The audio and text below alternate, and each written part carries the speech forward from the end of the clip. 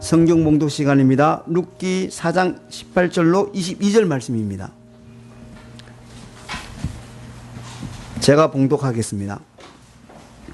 베레스의 세계는 이러하니라. 베레스는 헤스론을 낳았고 헤스론은 람을 낳았고 람은 암미나담을 낳았고 암미나담은 나손을 낳았고 나손은 살몬을 낳았고 살몬은 보아스를 낳았고 보아스는 오벳을 낳았고 오벳은 이새를 낳았고 이새는 다윗을 낳았더라. 아멘.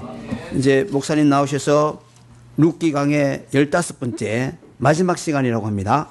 희생의 헤세드라는 말씀으로 말씀 전해 주시겠습니다. 오늘은 룻기 강의 15번째 시간으로 마지막 시간이 되겠습니다. 4개월에 걸쳐서 근 4개월에 걸쳐서 우리는 구약성경의 아주 아름다운 사랑의 이야기인 룻기의 말씀을 살펴보았습니다. 2월 첫째 주일날 룻기를 시작하면서 아마 여러분 기억하실지 모르겠습니다만은 룻기의 주인공은 룻이 아니라 하나님이다 라고 말씀을 드린 바가 있습니다. 그리고 룻기의 주제는 룻과 시어머니의 또는 룻과 보아스의 아름다운 고부간의 사랑이나 부부간의 사랑이 아닌 하나님이 우리 인류에게 베풀어 주시는 헤세드다 라고 말씀드린 바 있습니다. 그래서 룻기의 주제하면 여호와의 헤세드라는 것을 우리는 이미 살펴본 바 있습니다. 히브리어 헤세드는 우리나라 말로 자비하심, 인애를 베풀어 주심, 친절한 사랑을 보여주심, 큰 사랑, 따뜻한 사랑, 자비로운 사랑을 나타내 주심이라고 할 수 있습니다. 그러니까 룻기는 사실 삭막한 세상에서 어떻게 보면 먹고 살겠다고 공허한 인생을 살아가는 인간을 향한 하나님의 사랑의 이야기라고 할 수 있죠. 죽음 직전에 이른 허무한 인생을 사는 인간의 마음을 채우시고 그 무엇으로도 채워지지 않는, 그 무엇으로도 저와 여러분의 영혼이 삶이 만족되지 않는 우리의 인생을 하나님의 사랑으로 채워주심으로 의미 있게 해주시는 말씀이 바로 룻기의 이야기였습니다. 하루하루 끼니 걱정을 하며 살아가는 평범한 사람들에게 사랑을 베풀어 주시고 또 때마다 시마다 우리에게 어려운 일을 당했을 때 피할 길을 주시고 하나님 앞에 돌아오게 만드시는 그런 구원을 베푸시는 하나님의 사랑의 이야기입니다. 이 하나님의 사랑 이야기가 우리에게 무슨 교훈을 주고 있습니까? 지난 14주 동안 여러분은 룻기의 말씀을 읽고 들으면서 어떤 생각을 했고 어떤 변화가 있었고 어떤 결단을 했고 어떤 행동의 변화를 보였습니까? 이 사랑의 이야기는 보아스를 바꾸어 놓았고 룻의 인생을 바꾸었고 나오미의 인생을 사랑의 사람들로 바꾸어 버렸습니다. 보아스와 룻과 나오미가 사랑할 수 있는 사람들이 되어버렸다는 말입니다. 단순히 이 세상에 와서 잘 먹고 잘 살고 행복하게 살기 위한 삶에서 진정한 인생의 의미인 사랑을 실천할 수 있는 존재들로 바뀌었다는 것이죠. 사랑하는 교우 여러분, 저와 여러분은 사랑받기 위하여 태어난 사람들이라기보다 사랑하기 위하여 태어난 사람들임을 생각하셔야 합니다. 왜냐하면 저와 여러분이 사랑만 받기를 원하며 살다가는 그 사랑 때문에 죽을 수도 있기 때문입니다. 저와 여러분이 사랑을 실천하며 살고 사랑하며 살아간다면 저와 여러분은 생명에 이를 수 있지만 다른 사람이 나를 사랑해 주기만을 원한다면 바로 그것 때문에, 그 이기적인 사랑 때문에 여러분의 생명이, 여러분의 인생이 비참해질 수도 있음을 우리는 마음에 새겨야 합니다. 그런 의미에서 저와 여러분은 룻기를 마감하면서 우리가 사랑하기 위해 태어난 사람들이구나, 우리가 여호와의 헤세드를 실천하는 사람들이구나 라는 생각을 할 줄 알아야 합니다. 하나님이 세상을 이처럼 사랑하셨습니다. 그래서 독생자를 이 세상에 보내셨습니다. 사랑은 행동합니다. 사랑은 독생자를 보냅니다. 사랑은 독생자를 희생합니다. 사랑은 가장 소중한 것을 주면서까지 그 사람을 배려하고 아껴줍니다. 사랑으로 오신 독생자 예수 그리스도는 자기 목숨을 내어주실 만큼 저와 여러분을 사랑하셨습니다. 그래서 우리 예수님은 아주 자신 있게 사람이 친구를 위하여 자기 목숨을 버리면 이에서 더 큰 사랑이 없다고 말씀하셨고, 너희들도 가서 이와 같이 사랑하라고 우리에게 권면하셨습니다. 저와 여러분이 평생 신앙생활을 하고 교회를 왔다 갔다 하면서 전혀 사랑을 실천하지 않는다면 주님의 명령을 위반하는 것임을 우리는 생각해야만 합니다. 룻기는 어떻게 보면 사랑의 화신들의 이야기입니다. 아주 볼품없던 사람들, 어떻게 보면 인생에서 아무 의미 없던 사람들이 위대한 사랑의 사람들, 그래서 자기의 목숨까지도 다른 사람을 위하여 헌신할 수 있는, 버릴 수 있는 그런 종류의 사람들로 바뀌어지는 모습을 우리는 룻기에서 볼 수 있습니다. 오늘 엄청난 축복을 받은 이 마지막 장 18절부터 22절에 있는 이 룻기의 족보를 이루고 있는 이 마지막 장에 엄청난 축복을 받은 룻의 이야기를 마감하면서 희생의 헤세드라는 제목으로 결론적으로 세 가지를 좀 교훈받고 마음에 새기기를 소원합니다.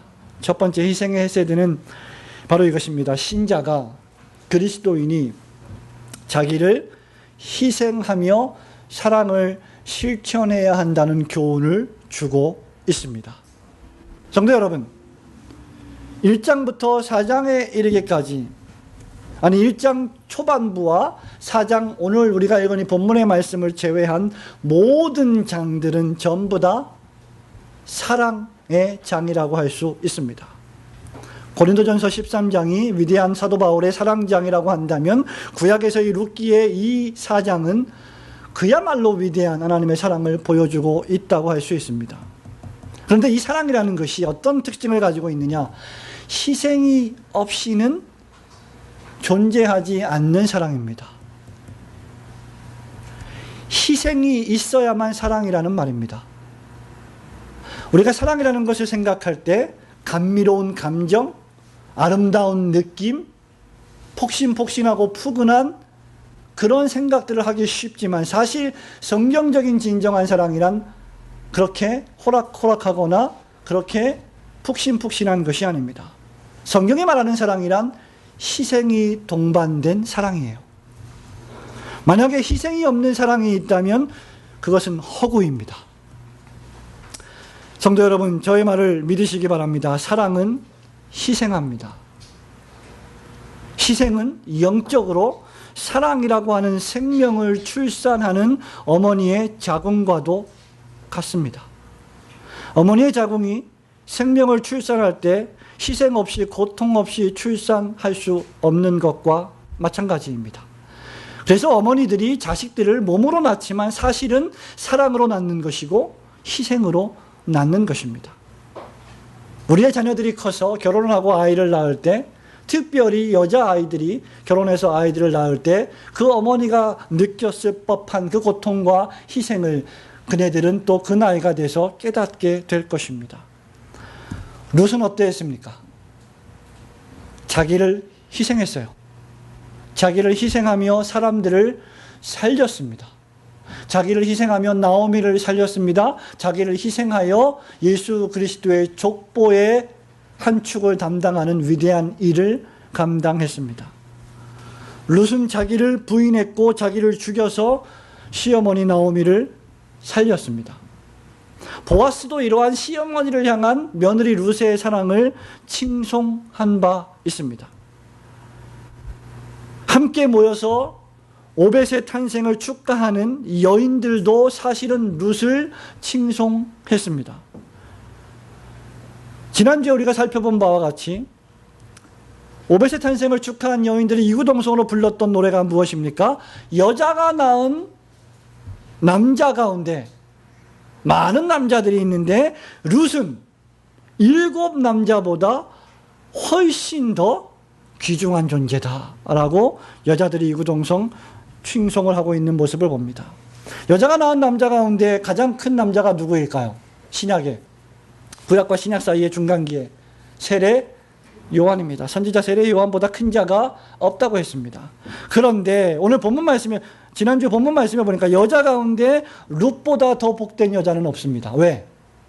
여자가 낳은 7 남자 7 아들보다 더 귀한 자부였기 때문입니다. 히브리어에서 7이라고 하는 숫자, 구약 성경에서 7이라고 하는 숫자는 완전한 지복의 상태를 의미하지요. 그런데 7 아들보다 더 나은 여자, 더 칭송을 받는 딸이었다는 이 말은 그 어떤 복보다도 훨씬 더 엄청난 복을 우리에게 상징하고 있습니다. 단연 최고의 여인 룻입니다. 왜 룻이 이러한 칭송을 받았습니까? 단 한 가지 이유입니다. 룻이 헤세드를 실천했기 때문입니다. 어머니의 하나님이 나의 하나님이 되고, 어머님이 가시는 곳에 내가 가고, 어머님이 심지어 죽어서 장사되어지는 곳에 나도 같이 죽어 장사될 것입니다 라고 하는 시어머니를 향한 룻의 뜨거운 사랑. 룻은 그것을 실천했습니다. 그것을 실천하면서 자기 자신을 비워버렸어요. 자기를 부인했어요. 저와 여러분이 사랑을 하면서 얼마나 이기적인 사랑을 합니까? 목사로부터 시작해서 모든 교우들이 얼마나 내 중심의 사랑을 합니까? 자기를 버리지 못하면, 나를 버리지 못하면 결코 사랑을 실천하기 어렵습니다. 부부간에도 코드가 안 맞죠. 코드가 안 맞는 사랑을 할 때 여러 가지 부작용들이 생깁니다. 제가 늘 말씀드리지만 부인은 장미를 좋아하는데 남편이 맨날 자기 좋아하는 후리지 하나 사오면 코드가 안 맞는 거예요. 상대방이 뭘 좋아하는지 전혀 모르고 자신이 좋아하는 방식대로만 사랑을 하는 것이죠. 그것은 상대방에게 사랑이 아니라 고통이 되는 것입니다. 성도 여러분, 저와 여러분이 자기를 부인하지 않고서는 결코 주님을 따라갈 수 없고, 주님을 사랑할 수 없고, 주님의 제자가 될 수가 없습니다. 오늘 예배를 나오기 위해서 여러분은 어떤 것들을 부인했습니까? 어떤 것들을 희생했습니까? 이게 너무 당연한 일인데도 불구하고 우리는 뭔가를 희생하면서까지 주일날 예배를 나와야 돼요. 얼마나 비참한 현실입니까? 안식일을 기억하여 거룩히 지키라고 4계명에 명령했는데 우리는 그것을 지켜내기 위해서 뭔가를 희생하면서 나와요. 희생하지 않고 당연히 나와야 되는데 그런 시대가 되어 버렸습니다. 우리가 부인하지 않으면, 우리가 뭔가를 버리지 않으면 다른 것을 얻을 수 없습니다. 성도 여러분, 세상도 사랑하고 하나님도 사랑하려 하지 마십시오. 절대 그렇게 할 수 없습니다. 오늘날 적지 않은 교회가 어려움을 당하고 여러 가지 비난과 문제의 중심이 된 이유가 무엇일까요? 사람들이 저마다 희생하며 사랑을 실천하기보다 그저 이기적으로 사랑받기만을 원하기 때문입니다. 이기적으로 자기 욕심을 채우기 때문입니다. 지도자는 지도자대로, 교우들은 교우대로 자기의 욕심을 따라서 살아가는 사람들이 많기 때문입니다. 그럼에도 불구하고 한국에는 많은 교회들이 진실로 그리스도의 십자가 사랑을 실천하며 살아가는 교회들이 많이 있음을 우리는 부인할 수 없고, 그러한 사람들 때문에 한국 교회가 유지되고 있는 것에 대해서 우리는 감사해야 합니다. 그러나 그럼에도 불구하고 우리는 이기적으로 사랑받기보다 사랑을 실천하는 성도들이 되어야 합니다. 위로받기보다는 위로하는 사람, 그죠? 위로하기보다 오직 자신만이 위로받기 원할 때 문제가 생겨요. 왜? 우리 인간이라고 하는 존재는 위로받고 싶을 때 그 위로로 완전히 충만하게 그 위로가 해결되는 존재가 아니기 때문입니다.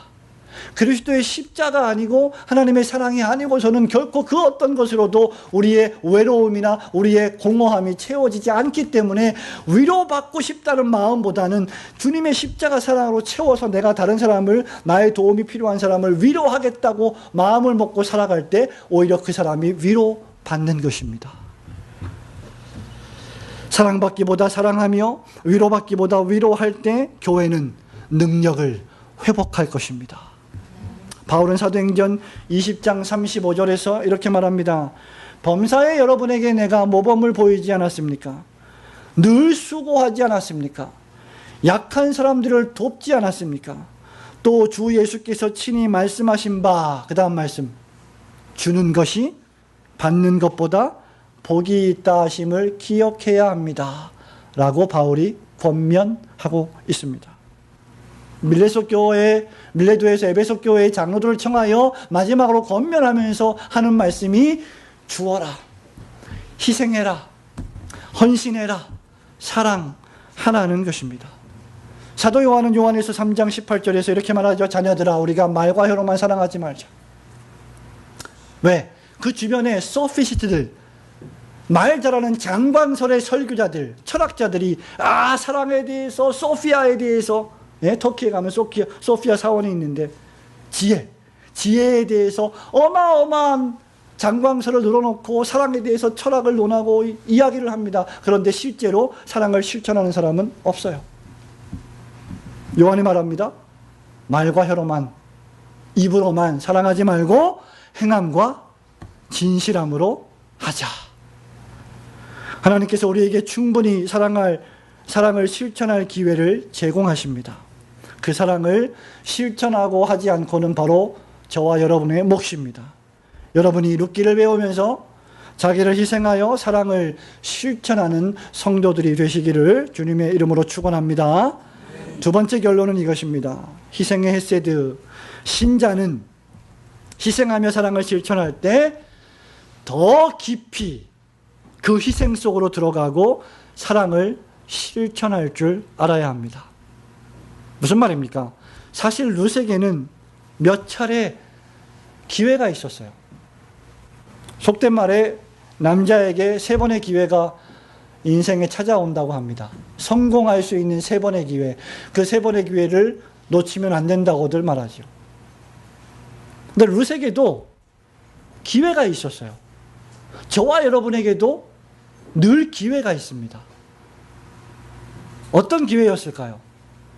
엘리멜렉과 나오미가 베들레헴을 떠나서 모압에 정착했을 때 두 아들이 있었죠. 말론과 기럇입니다. 그때 모압 여인, 이방 여인으로서 다른 민족의 남자와 결혼하지 않을 기회가 있었어요. 근데 룻은 결혼했습니다. 그때부터 비극처럼 보이는, 맥베디의 비극처럼 보이는 일들이 연속적으로 벌어집니다. 결혼한 지 얼마 안 돼서 사랑하는 남편이 죽습니다. 아버지가 죽습니다. 시아버지 아주머님인가요? 죽습니다. 다 죽어요. 남자는 다 죽습니다. 왜 남자가 다 죽는지 모르겠어요. 기럇이 죽었을 때 새로운 결혼을 꿈꿀 기회가 있었습니다. 왜? 남편이 죽었으니까, 사별했으니까 얼마든지 재혼할 수 있는 기회가 있었습니다.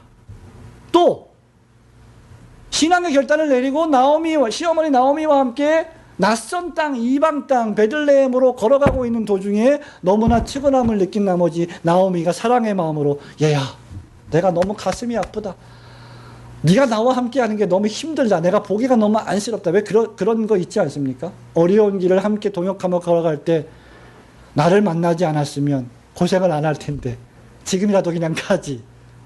그런 마음이었을 거예요. 그런 심정이었을 거예요. 그러니까 나오미가 돌아가라 하는데 룻이 기회가 있었는데 한 명의 또 다른 자부 오르바는 돌아갔고 룻은 돌아가지 않았습니다. 천신만고 끝에 베들레헴으로 돌아왔습니다. 그러자 성문 앞에서 성문을 통과하지도 않았는데 나오미의 옛날에 유력한 친구들, 귀부인들이 나와서 놀라움으로 가득 찬 냉소와 동정을 나오미에게 퍼붓습니다. 우와, 이게 너 나오미냐 진짜? 너 왜 이렇게 몰골이 이렇게 상했냐? 라고 했을 때 그 동정, 그 냉대, 그 조롱, 그것을 며느리 된 심정으로 고스란히 룻은 다 보았습니다. 그것을 버리고 혼자 새로운 출발을 할 기회도 있었을 것입니다. 베들레헴에 정착했습니다. 하지만 나오미 시어머니는 무슨 일인지 일을 하지 않습니다. 먹고 살 계획을 세우지 않습니다. 정말로 무계획자처럼 보입니다. 그런 시어머니를 욕하고 비난하는 대신 그런 시어머니를 버리고 혼자 새로운 인생을 살 만한 길이 얼마든지 있었음에도 불구하고 룻은 나오미를 버리지 않았어요. 더 나아 보이는 길, 더 좋아 보이는 길, 더 이익이 되는 길이 눈앞에 보였어요. 그런데 룻은 그 모든 기회들을 붙잡지 않았습니다. 이것이 저와 여러분이 도무지 룻이 되어보지 않고는 가늠할 수 없는 진정한 사랑의 깊이입니다. 목사님, 룻이 선택할 다른 방법이 없었기 때문에 그랬겠죠. 천만의 말씀입니다. 룻은 젊었습니다. 아주 젊었어요. 그리고 아름다웠던 것으로 추정됩니다. 그리고 얼마든지 그 나이에 그 미모에 새로운 인생을 살아갈 수 있는 존재였습니다. 그럼에도 불구하고 그는 더 깊이 내려갔습니다. 더 밑으로 내려갔습니다. 낮아질 대로 낮아졌습니다. 거창고등학교인가요? 거창고등학교에 가면 10대 교훈인지 그것이 뭐 정확히 교훈인 것 같아요. 10대 어떤 좌우명 교훈 같은 게 있는데 거기에 보면 몇 가지 참 재미있는 말들이 있습니다. 남들이 다 칭찬하고 좋아하는 길로 가지 마라. 그 정반대의 길을 가라. 진정한 인생을 살아갈 때. 그리고 아버지하고 어머니하고 가족이 전부 다 원하는 곳으로 절대 가지 마라. 그 반대의 길을 가라. 뭐 이런 교훈들이 있어요. 그러니까 힘들고 어려운 곳을 가라 그 말이죠. 나의 도움이 필요로 하는 것이라면 그것이 아무리 힘들어도 그곳에 가서 희생하고 봉사하며 살라는 거죠. 또 이 말씀 가지고 또 오해해서 엄마가 교회 나오라는데 나는 교회 안 나가야 이런 정신 못 차리는 적용을 하면 안 되겠죠. 그런 말이 아닙니다. 희생하라는 말을 지금 하고 있는 거예요. 더 어려운 곳에 가서 사람들이 알아주지 않을지라도 나 자신을 내려놓고 부인하고 사람들을 위하여 헌신하라는 말을 지금 하고 있는 것입니다. 룻이 바로 그런 삶을 살았어요. 룻은 자기의 도움이 필요한 나오미를 정말 극진히 사랑하고 아꼈습니다. 어제 집에 있는데 잠시 제 아내가 집을 비운 사이에 사랑하는 저의 큰딸이 저녁밥을 차려주었습니다. 맛있더라고요. 설거지는 아빠가 하세요. 치우는 건 아빠가 하세요. 여러분, 사랑의 마음이 있으니까 밥을 차려주죠. 그죠? 그거 얼마나 성가신 일입니까? 우리 가정주부들, 어머니들, 집사님들 얼마나 정말 우리 날로 공으로 밥을 먹진 않지만 우리가 남편들이 뭐 열심히 돈을 벌지만 그래도 부인들은 뭔 죄가 졌다고 똑같이 일하고 와가지고 또 밥하고 밥 차리고 청소하고 설거지하고 빨래하고 목사님 당연한 거죠. 예, 당연하긴 해요. 그럼에도 불구하고 그게 헌신과 어떤 어머니로서의 아내로서의 희생이 없다면 그 불가능한 일입니다. 예수님 말씀하십니다. 사랑을 할 때 이방인처럼 하지 마라. 마태복음 5장 46절 47절에 너희가 너희를 사랑하는 자만을 사랑하면 무슨 상이 있으리요? 세리도 이같이 하지 않냐? 또 너희가 너희 형제에게만 무난하면 남보다 더하는 것이 무엇이냐? 이방인들도 이렇게 하지 아니하냐? 너희들이 만나기 좋아하는 사람들만 만나고 대화하기 좋아하는 사람들만 만나고 그런 사람들만 찾아가고 그런 사람들만 신방하면 그 사랑이 무슨 사랑이냐? 바리새인의 사랑보다 더 나은 사랑이냐? 우리의 의가 바리새인보다 서기관보다 더 나아야 한다면 우리의 사랑도 그렇게 해야 합니다. 우리는 사랑의 공동체에 들어가려 할 것이 아니라 사랑의 공동체를 만들어 내야 합니다. 우리가 속한 이 공동체에서 자기를 희생하고 더 깊은 희생으로 들어가서 사랑의 모임을 만들어내야 돼요. 그렇게 하기 위해서는 더 깊이 희생하며 사랑을 실천하는 길밖에 달리 다른 길이 없습니다. 바로 그리스도께서 우리를 그렇게 사랑하시고 그렇게 십자가에서 자신을 희생하셨습니다.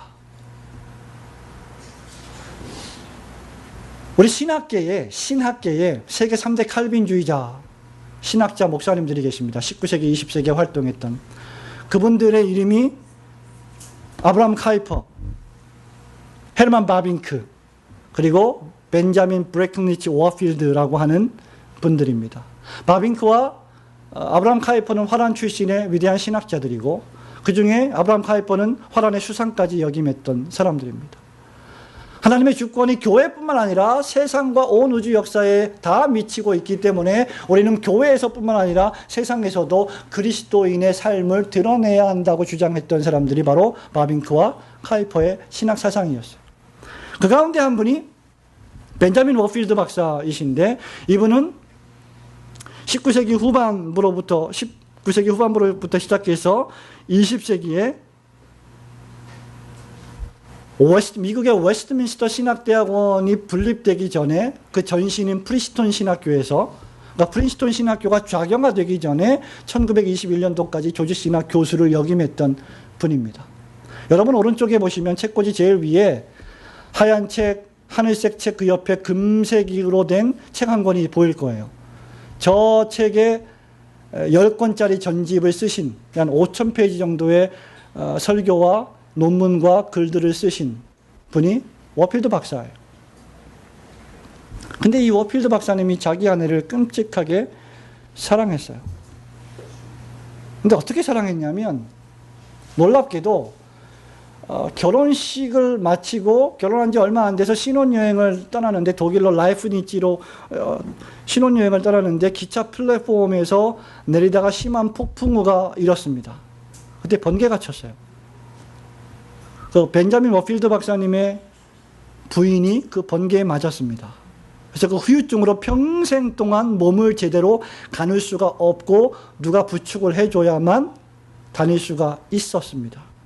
그래서 워필드 박사는 그 프린스턴, 필라델피아에 있는 그 프린스턴 신학교에서 강의하면서 늘 외부 활동을 자제하고 자기 아내와 함께 정원을 거닐면서 산책을 시켜주고 식사를 같이 하고 같이 신앙의 이야기를 나누고 그렇게 평생을 살았습니다.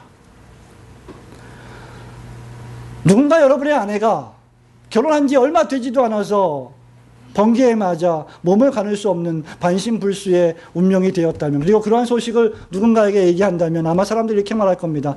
참 불행하시군요. 결혼하자마자 이게 왜 날벼락입니까? 얼마나 힘들게 사시겠습니까? 참 마음에 동정이 갑니다. 라고 이야기했겠지요. 그러나 워필드 박사는 오히려 더 깊이, 더 밑으로 내려가서 자기의 병든 아내를 아끼고 사랑하고 위해서 기도해 주었습니다. 긴 병에 효자 없다는 말이 있습니다. 어떤 사람은 병든 부모님을 갖다 버립니다. 어떤 이는 병든 아내를 미워합니다. 그러나 진정한 사랑은 더 깊이 들어갑니다. 사랑을 이길 수 있는 것은 아무것도 없습니다. 사랑은 원수까지도 정복합니다. 믿음, 소망, 사랑은 항상 있을 것인데 그 중에 제일은 사랑입니다. 믿음, 소망은 이 세상에 남겠지만 사랑은 하나님의 나라에서 영원할 것입니다. 사랑하는 교우 여러분, 사랑이야말로 영원한 하나님 나라의 진정한 가치입니다. 여러분 마음에 혹시 상처를 주는 사람들이 있었습니까? 이제는 용서해야 됩니다.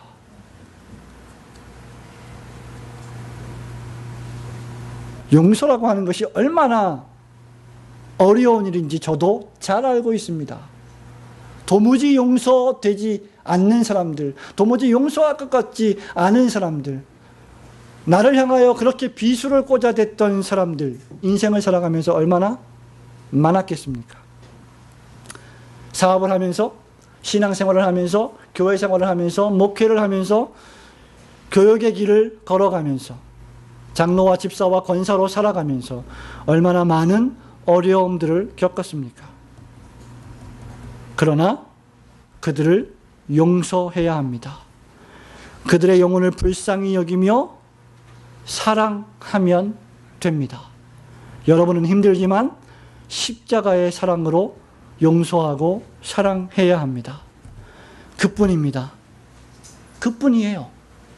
주님이 나를 용서하셨는데 내가 누구를 용서하지 못한다는 말입니까? 그러면 우리 마음속에 더욱 큰 사랑으로 충만해질 줄로 믿습니다. 십자가 그 사랑으로 사랑을 실천하여 여러분의 이름은 사라지게 하시고 오직 그리스도의 십자가 사랑만 나타나 하나님의 이름을 영화롭게 하시는 성도들이 되시기를 주님의 이름으로 축원합니다. 희생의 헤세드 마지막, 이렇게 헤세드를 실천하는 자에게 하나님은 잊지 않으시고 위대한 사랑의 유산을 상속해 주십니다. 오늘 본문 말씀을 보시기 바랍니다. 17절 말씀을 함께 읽겠습니다. 17절 시작. 그 이웃 여인들이 그에게 이름을 주되 나오미가 아들을 낳았다 하여 그 이름을 오벳이라 하였는데 그는 다윗의 아비인 이새의 아비였더라. 아멘. 룻이 천신만고 끝에 베들레헴에 정착하여 이제 마지막으로 아들을 낳았는데 그 아들의 이름이 뭐예요? 오벳. 이 오벳이 누굽니까? 다윗의 아버지인 이새의 아버지. 다윗 왕의 조부입니다. 다윗 왕의 할아버지를 이방 여인, 모압 여인 룻이 낳은 거예요. 오늘 본문 말씀에 보니까 룻기는 이방 여인 룻이 오벳을 낳은 족보 이야기로 끝을 맺습니다. 보아스는 오벳을 낳고 오벳은 이새를 낳고 이새는 다윗을 낳았습니다. 그러니까 룻은 메시아 족보의 거대한 축을 담당하는 다윗 왕의 할아버지를 낳은 것입니다. 다 쓰러져 가는, 경수까지 끊어져서 아이를 낳을 수 없는 그런 과학적인 형편에 있던 아브라함과 사라에게 자녀를 주셨듯이 다 쓰러져 가고 절망스러운 환경밖에 안 보이는, 눈에 보이는 것이라고는 그저 절망과 죽음뿐인 그러한 가문을 다시 일으켜 세우셔서 그 안에서 메시아의 조상이 나오다니 얼마나 놀라운 축복입니까? 여러분, 이것이 믿음이에요. 이것이 믿음이 하는 일입니다. 믿음이 없이는 이것을 볼 수가 없어요. 지금 여러분과 제가 처해 있는 상황과 현실만 보고 조국교회의 현실만 본다면 우리는 죽습니다. 전도 안 되지요. 나가서 물티슈 갖고 전도 콧방귀 끼죠. 교회의 이름이 비난의 중심에 서 있죠. 그것이 우리의 현실입니다. 그러나 하나님은 그 현실을 통치하시는 분이십니다. 룻은 이스라엘의 가장 위대한 왕의 증조 할머니가 되어 역사를 두고두고 오늘 21세기에 이 경기도 고양시 덕양구 행신동 765번지 2층 202호에서 예배를 드리는 저와 여러분의 입속에서도 오르락내리락 하는 위대한 인물이 되었습니다. 그리스도를 믿고 그리스도를 영접하며 그리스도를 신앙하는, 사랑하는 신자들은 어떤 유산을 받습니까? 하나님의 자녀가 되는 재산을 상속받습니다. 갈라디아서 4장 6절 7절에 너희가 아들이므로 하나님이 그 아들의 영을 우리 마음 가운데 보내사 아바 아버지로 부르게 하셨느니라. 그러므로 내가 이후로는 종이 아니요 아들이니 아들이면 하나님으로 말미암아 유업을 받을 자니라. 여기 유업이 뭐예요? 재산, 유산, inheritance. 조상들로부터 내려오는 모든 토지와 동산과 부동산과 모든 명예를 다 상속받는 것이 유업입니다. 예수를 믿으면 하나님의 자녀가 되는 권세를 받고 예수를 진정으로 사랑하면 하나님이 예비하신 모든 축복을 유업으로 받는다는 것입니다. 저와 여러분은 하나님의 자녀가 되는 양자의 영을 받았고 하나님 나라를 건설하는 위대한 기업을 선물로 받았습니다. 어떤 사람은 설교자로, 어떤 사람은 장로로, 어떤 사람은 권사와 집사로, 어떤 사람은 성도로, 교사로 하나님의 나라의 유업을 어깨에 짊어지고 있는 것입니다. 이 모든 것이 힘들고 고통스러운 가운데서도 믿음을 잃지 않고 하나님만을 바라보며 나아갔기 때문에 가능한 것입니다. 이 모든 것은 하나님을 신뢰하고 의지하며 사랑을 실천했기 때문에 가능한 일입니다. 성도 여러분, 오늘 본문 말씀에 이 룻이 만들어가고 있는 새로운 족보에 10명의 새 이름이 나옵니다.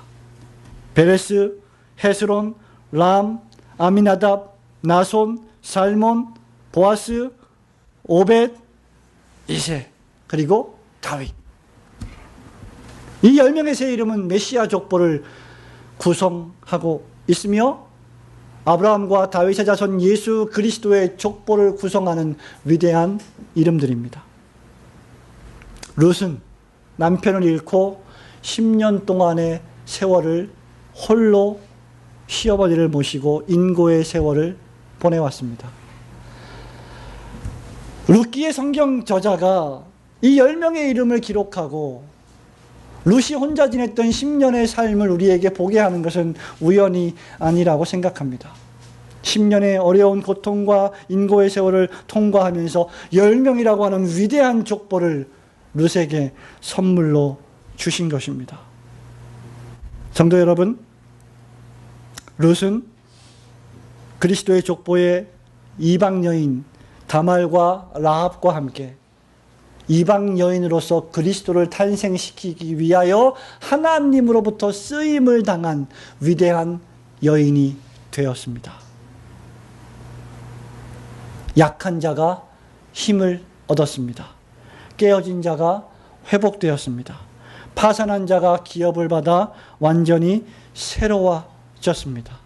여호와의 헷세드를 받은 자는 다시 살아날 줄로 믿습니다. 우리를 살리시는 위대하신 하나님의 헷세드 안에서 영원히 안식하시는 성도들이 되시기를 주님의 이름으로 축원합니다. 성도 여러분, 말씀을 맺습니다. 지금 나의 삶이 고통스럽고 어려워도 참고 인내해야 합니다. 하나님을 의지하고 신뢰하면 하나님께서 넘치도록 반드시 응답하고 채워주실 것이기 때문입니다. 예레미야 33장 3절 말씀을 기억하십니까? 하나님께서 예레미야 선지자에게 눈물의 선지자, 고통의 선지자, 예루살렘을 바라보며 배교하는 조국교회를 바라보면서 하나님 앞에 한탄의 기도를 올렸던 예레미야 선지자에게 하나님이 위로하십니다. 너는 내게 부르짖으라. 내가 내게 응답하겠고 네가 알지 못하는 크고 비밀한 일을 너에게 보이리라. 뭘 보여주시겠다고요? 네가 알지 못하는 크고 비밀한 일을. 그러니까 기도하라는 것이죠. 성도 여러분, 사실 우리는 지금 우리가 받을 응답으로서의 이 크고 비밀한 일을 몰라요. 볼 수가 없습니다. 연약해서. 그리고 우리 안에 죄가, 연약한 죄성이 남아있기 때문에, 불신이 남아있기 때문에 못 봅니다, 그걸. 그래서 뭐 하라고 했어요? 기도하라고 한 거예요. 믿으라고 한 겁니다. 제발 좀 믿음이 적은 자들아 의심하지 말고 나를 믿고 나의 말을 믿고 기도하고 응답받은 줄로 믿으라. 뭘 믿어야 합니까? 하나님의 약속의 기업을 믿어야 합니다. 지금 우리가 예수 안에 하나가 되어 믿음으로 한 걸음 하루하루 신실하게 걸어가다 보면 하나님께서 우리를 향하신 축복스러운 내 개인의 인생의 계획, 올고든 교회를 향한 위대한 구속 역사의 계획을 우리에게 깨닫게 하여 주실 것입니다. 그 인생의 끝에 서면 왜 이렇게 힘들었지? 왜 이렇게 어려웠지? 왜 이런 일들이 나에게 벌어졌지? 라고 하면서 풀리지 않았던 인생의 퍼즐 조각들이 하나 둘씩 맞추어지고 무릎을 치면서 신실하신 하나님이 나를 여기까지 인도하셨구나 라고 하나님을 찬양하게 될 것입니다. 부디 매일매일을 여호와 하나님의 헷세드를 받은 자로서 스스로 고난의 한복판에서 그 고난 속에 뛰어들어 희생하며 여러분의 동료 그리스도인들에게 그리고 이웃들에게 교회를 위하여 하나님 나라를 위하여 헤세드를 실천하시는 성도들이 되시기를 주님의 이름으로 축원합니다. 아멘.